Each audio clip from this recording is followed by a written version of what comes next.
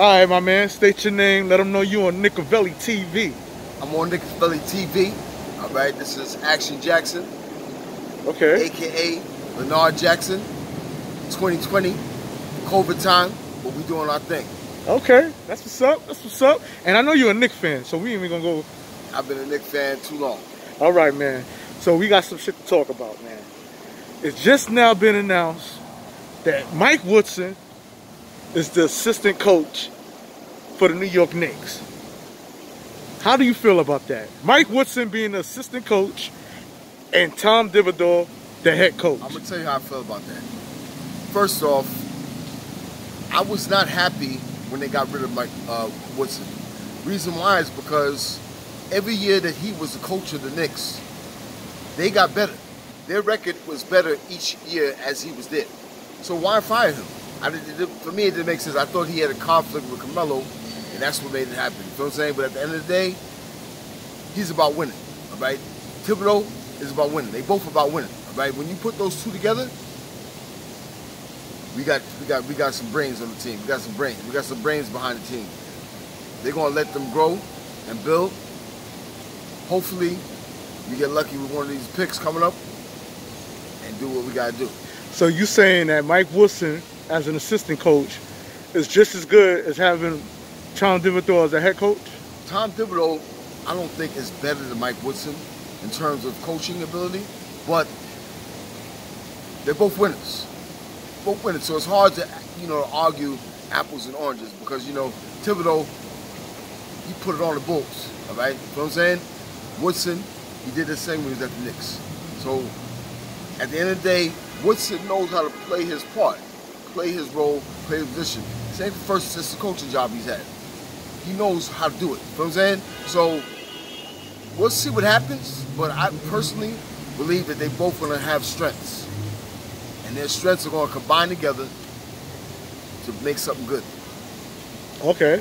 Now, do you like one of the two over Mark Jackson, or do you think Mark Jackson would have been the top candidate for the job? Mark Jackson, I'm a Knicks fan from way back when. You know what I'm saying? And I was in love with Mark Jackson, Rookie of the Year. But at the end of the day, when he was coaching over there at Golden State, I thought he did his thing. All right, he got fired, I thought, prematurely. But at the end of the day, I would be biased if I said Mark Jackson because, in terms of experience-wise, those two coaches have more experience than me. His only experience was with Golden State, all right? So at the end of the day, do I think he would have been a perfect candidate? Yes, because he's a New York Knick, a former New York Knick. You know what I'm saying? That would have brought the fans out and everything. You know what I'm saying? The old school fans coming out. But, hey, they did what they did, and now we got to do what we got to do. Okay.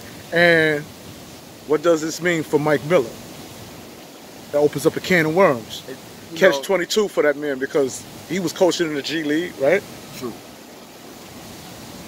Fizdale held everyone accountable but himself. Yeah. He got Moody right. Moody got right through Fizdale. Yeah. But Moody didn't get Fizdale right. Yeah. I mean, it wasn't reciprocated. Look, so, what is going to happen with Mike Miller? Is he going to go back to the G League? Do you just kick him to the curb like that? Well, see, here's the thing. We don't know exactly what's going to happen because we don't know what the strategy is. All right, what type of offense, type of defense they're going to be playing. At the end of the day, I can't call that one. All right, if I call it, I might smoke. So I ain't going to call that one. But I will say this: I'm happy with this season in terms of our coaches because it's an upgrade. All right, Fizdale was just too much. It's an upgrade. So now, let's see what we can do. Okay. They're gonna play for these guys. They're gonna, because both of those coaches hold the players accountable, but in an inspirational way. Okay. Right. And so those coaches are very inspiring, and you're gonna want to play your A game for them. All right. And they're gonna want to see you play your A game, and they're gonna help you grow on that and reward you for that. So, like I said, I think it's going to be a good season. Let's see what happens. All right. Now, when we speak of Tom Thibodeau... Now, I say good season. I'm not I ain't talking about, you know, this You season see a for me. playoff. Well, I'm not, you know, look, this season right here for me is not the real season.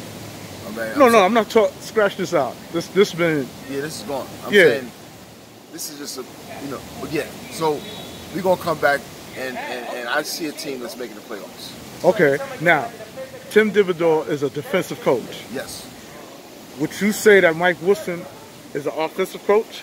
Mike Woodson is also a defensive coach. So now you've got two defensive. He's an offense and defense, but he's got defensive strategy. So you're gonna see the two combined and see how it comes out. But at the end of the day, you gotta have defense. Defense wins. All right. Okay. You can't show me a championship team besides the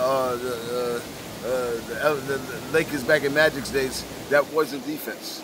All right. You know, Showtime was like that was the only team you score 150, they're gonna score 151. But I'm saying to say that defense wins. Okay. You got defense, you got a chance. It doesn't matter what sport. Okay. Basketball, baseball, boxing, football. You got defense, you got a chance. Now, with this defensive talk in the air, right, between these two coaches, because now it looks like the New York Knicks are going to be big on defense. Is this heaven for a point guard by the name of Frank Ntilikina? Well, listen. Because he caught a lot of slack But concerning the offensive end. but you know, look. So now he gets at him on defense, and hopefully, you know, what happens. A lot of players say, you know, I ain't no real baller. I play a little something in my day, but they say that if you could be real good on defense, sometimes that carries over into your offense.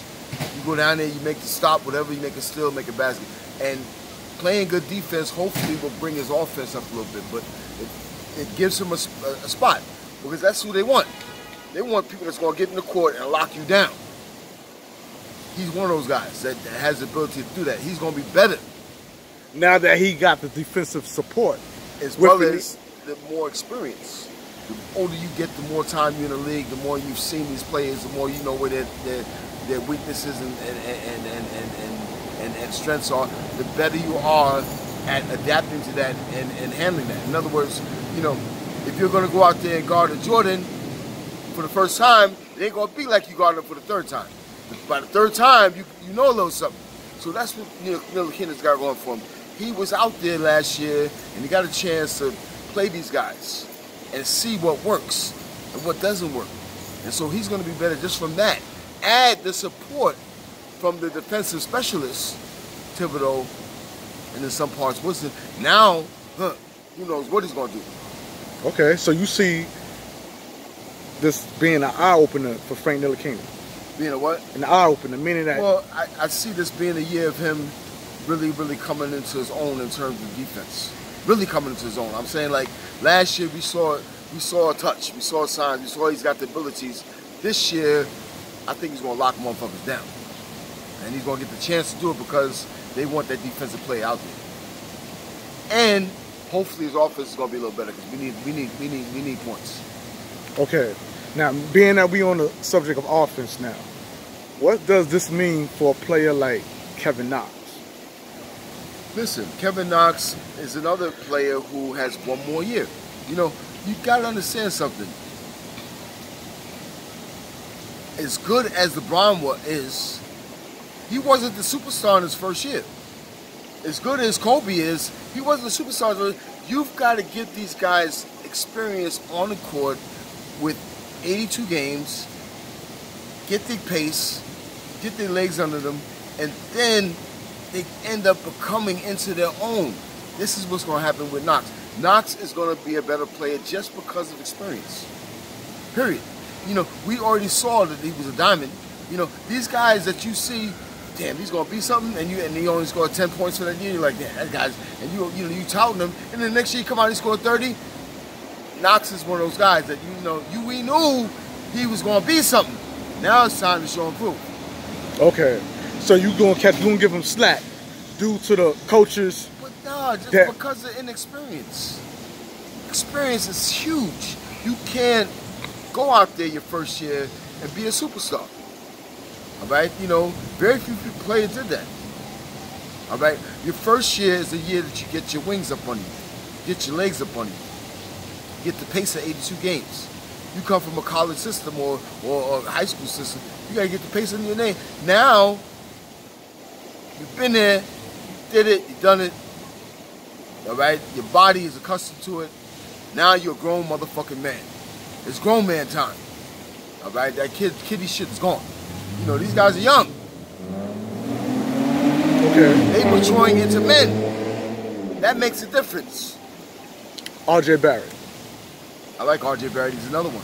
You know, we can name play after play after play. What they did that was good about them was that they put a team out there, gave them some playing time that was inexperienced and was young.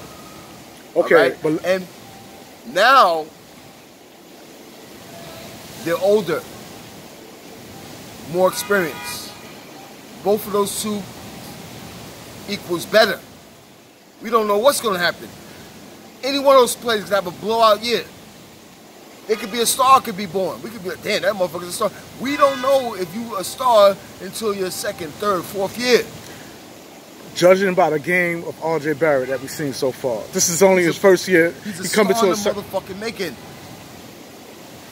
Here's a guy who, in his first year, had flashes of greatness.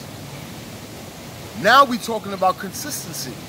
The ability to go out there with 82 games underneath your belt because you've been there, did it, done it, instead of your college program with 30-something games. And now, you're consistently putting up 25, 30 points. That's what you do. You got the strength now. You got the experience. Big difference. Big difference. Right, let's wrap it up. Yeah, but yeah. All right. Yeah. One more question. One more. Right. Mitchell Robinson. Another one. You know, you keep naming play. No, but I want you to. No, listen. Go ahead. This guy is a double-double for the whole season. All right? He's average. He's a double-double for the whole season. A beast down low. We're going to rock and roll, baby. We're going to rock and roll. We got young players now that are mature. All right? We don't know what's going to happen. A star is in the making. A star is born. One of these guys and have a breakout year on your ass, and now it's a new game, a new day. Coffin, the nail in the coffin. How many games do you think the New York Knicks is going to win this coming season? I'm giving them 50 games. 50 games. All right, y'all. For me. And that's what it is. Peace out.